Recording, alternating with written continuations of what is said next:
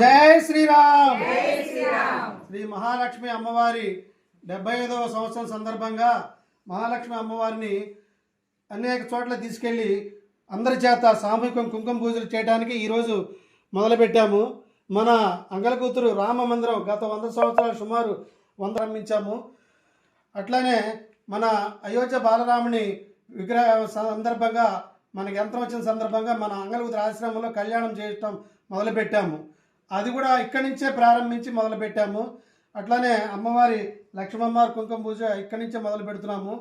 మీ గ్రామాల్లో ఉన్న దేవత గుళ్ళకి తీసుకొచ్చి మేము చేయగలుగుతాము. ఎవరైనా ఆసక్తి గల వాళ్ళు 99666153 99666153 అందరి చేత సామూహిక కుంకుమ పూజ జరుగుతుంది. కాబట్టి అమ్మవారి కృపకు పాత్రలు కావాల్సిందిగా కోరుతున్నాము.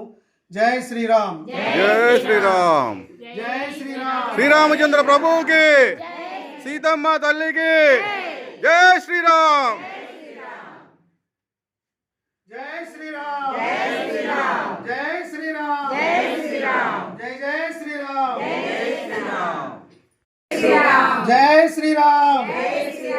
శ్రీ మహాలక్ష్మి అమ్మవారి 75వ సంవత్సరం సందర్భంగా మహాలక్ష్మి అమ్మవారిని అనేక చోట్ల తీసుకెళ్ళి అందరి చేత సామూహిక కుంకుమ పూజలు చేయడానికి ఈరోజు మొదలుపెట్టాము.